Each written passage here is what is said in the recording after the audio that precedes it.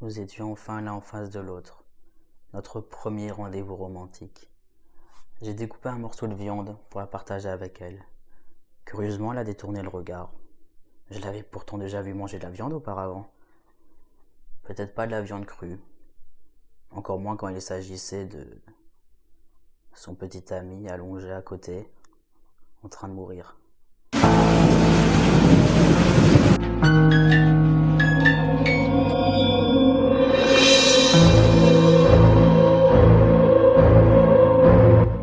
Salut tout le monde et bienvenue dans cette quatrième vidéo des histoires de la peur. Je crois que c'est 4, bref. Aujourd'hui, une vidéo plutôt courte, mais en contrepartie, j'ai trouvé 3 histoires qui vont faire leur effet. Je vous rappelle qu'il est toujours conseillé de regarder cette vidéo le soir, tard en étant seul, sans chat, ni chien, ni doudou, pour se consoler. Alors, vous êtes prêts? Los! Tim est un jeune homme de 23 ans. Il habite dans un quartier assez calme. Si je dis que c'est calme, c'est qu'on sait qu'il va se passer un truc. L'histoire se passe quelque temps après qu'il a adopté 2 chiens, ça c'est très bien. On va les appeler Rocket et Pavlov. Il faut savoir que le premier des 2 chiens, donc Rocket, est assez sociable et puis il aboie pas. A l'inverse du coup, l'autre chien Pavlov, lui il aboie plus souvent, plus facilement. Après avoir sorti les chiens une dernière fois, il entend soudain Pavlov qui grogne. Juste après, il entend la porte d'entrée s'ouvrir et il entend quelqu'un qui rentre et n'entendait pas. Tom vit seul, donc il attend personne et il a invité personne ce soir-là. Rocket arrive à l'entrée pour accueillir la personne, très gentil comme chien. Tim le suit et il voit un homme debout dans son entrée. Sa première réaction, c'est de demander qu'est-ce qu'il fait là.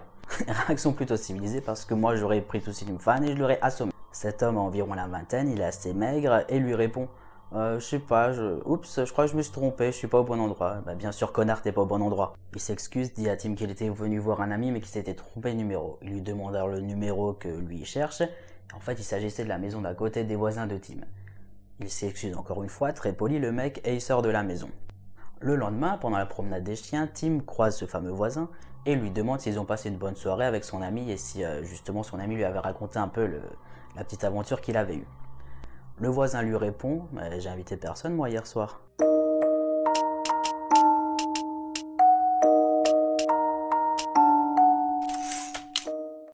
Nadia est une jeune fille de 19 ans qui habite dans le Maryland. Son frère vient de se marier et tout récemment il a emménagé avec sa femme à Baltimore. Elle décide de lui rendre visite et en fait elle a jamais été là-bas. Elle avait un peu peur de se perdre dans des endroits qui craignent un peu. Du coup elle se prépare un petit plan pour aller directement là-bas sans se perdre. Oui. C'est le but quand tu fais un plan. Pour rappel, Baltimore a une superficie 2 fois plus grande que Paris. Elle suit le chemin qu'elle avait prévu de prendre, mais à un moment, bien sûr, elle se trompe. Elle se retrouve au niveau du boulevard Martin Luther King. À cette époque-là, c'était un tronçon de station abandonné, de petits bars, de maisons barricadées. Voilà, on n'a pas trop la confiance là-bas. Nadia, elle est un peu plus courageuse que nous, et au lieu de paniquer et de se perdre encore plus, elle décide de s'arrêter là où elle voit des cabines de téléphone. L'histoire se passe à un moment où en fait le téléphone portable n'était pas aussi répandu que maintenant et que du coup quand on voulait appeler quelqu'un, il fallait aller dans une cabine téléphonique. Elle se gare juste à côté des téléphones et sort de la voiture pour appeler son frère. Quand il décroche, son frère est plutôt impatient parce qu'il veut qu'elle arrive, voilà, il en a marre d'attendre et lui il connaît la ville, du coup pour lui il n'y a aucune raison de se perdre. Alors elle, ce qu'elle prend un papier, elle écrit les instructions pendant que lui explique le chemin. C'est là que quelque chose a attiré son attention. Du coin de l'œil, elle voit 3 hommes qui étaient adossés contre sa voiture, les bras croisés. L'homme adossé sur la portière avant essuie une larme sur sa joue et lui dit « Pourquoi tu pleures bébé? Rien de mauvais n'est encore arrivé. » Encore, rien de mauvais n'est encore arrivé. Sans réfléchir, du tac au tac, elle lui répond « Ouais, je viens juste de tirer sur mon copain, j'ai pas mal de soucis, il y a les flics qui... » Elle a même pas eu le temps de finir sa phrase que les 3, paf, ils sont partis en courant.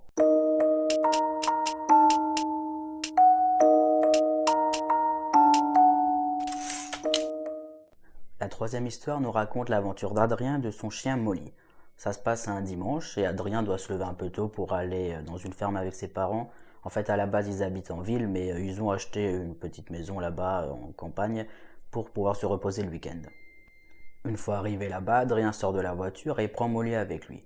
Sans attendre trop longtemps, il dit à son père qu'il va aller promener son chien normal. Il lui met la laisse, il part sur un petit chemin de route. Un peu plus loin, quand il arrive sur un chemin de forêt, il la détache et il la laisse faire un peu sa vie. Pendant que son chien fait ses affaires, Adrien s'amuse à chercher des choses intéressantes ou à faire du baseball avec des cailloux et un bout de bois. Soudain, il entend Molly qui aboie. En soi, un chien qui aboie, c'est normal, mais sauf que là, dans cette situation-là, ça lui paraissait pas du tout normal parce que quand il l'appelait, elle revenait pas. Se sentant en danger, il serre alors le bâton qu'il avait en main pour se préparer à attaquer si jamais quelqu'un venait. Il suit les aboiements du chien et il arrive devant une scène qui est vraiment bizarre et pas rassurant du tout. Il y avait un homme d'une cinquantaine d'années, à moitié nu, qui avait dans une main une grosse machette et dans l'autre une bouteille d'alcool. Adrien s'approche de lui et lui demande si ça va. Le gros part en courant, part le plus vite possible. Adrien comprend à cet instant que le mec est pas très net, il lui obéit pour pas qu'il s'énerve. Il s'approche un peu de lui et regarde dans le trou, mais il voit rien. L'homme tape alors avec la machette sur le sol et il boit un coup. Juste après, il met sa tête dans le trou, on ne sait pas pourquoi. C'est à ce moment-là qu'Adrien décide de se reculer un peu pour pouvoir s'éloigner doucement et pour pouvoir partir. Après quelques secondes, l'homme sort la tête du trou, se lève et met en bouche un gros os. Là, Adrien comprend que c'est peut-être le moment de partir vraiment, hein. Il récupère son chien et part en courant. Pendant qu'il courait, il entend l'homme derrière lui rire et il voit quelque chose qui passe à ça de lui. L'homme avait essayé de lancer sa machette sur lui. Quand la machette est tombée à côté d'Adrien, l'homme, tel un chasseur qui venait de manquer sa proie, crie « Ah, je l'ai manqué !» Alors vous savez quoi, moi j'ai préféré la deuxième, même si j'avoue que j'aurais pas voulu être à la place d'Adrien. C'est pas très rassurant de voir un homme à moitié à walper dans la forêt avec une machette. Alors je me suis renseigné sur le fait de rentrer comme ça par hasard dans des maisons, ça peut arriver. Mais bon, sachant que moi quand je rentre chez moi, je vérifie toujours que je suis au bon état, je vérifie la sonnette s'il y a bien mon nom, on sait jamais. Ouais, voilà. Le troisième, on est clairement sur un bon scénario de film, hein, entre Adrien qui réagit comme dans tous les films d'horreur, voilà, entre la banane et le pistolet pour se défendre, il prendra la banane. Et puis après, un homme qui déterre un os, qui lance la machette sur Adrien, le pauvre, il demande rien à personne et lui lance la machette dessus pendant qu'il part en courant et après il crie.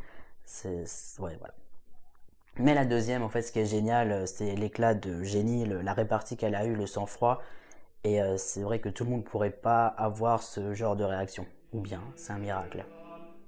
Comme d'habitude, si vous avez aimé cette vidéo, n'hésitez pas à le dire dans les commentaires. Vous pouvez partager, liker, vous abonner si ce n'est pas encore fait. Abonnez, cliquez sur toutes les notifications. Et puis à bientôt pour de nouvelles histoires de la peur.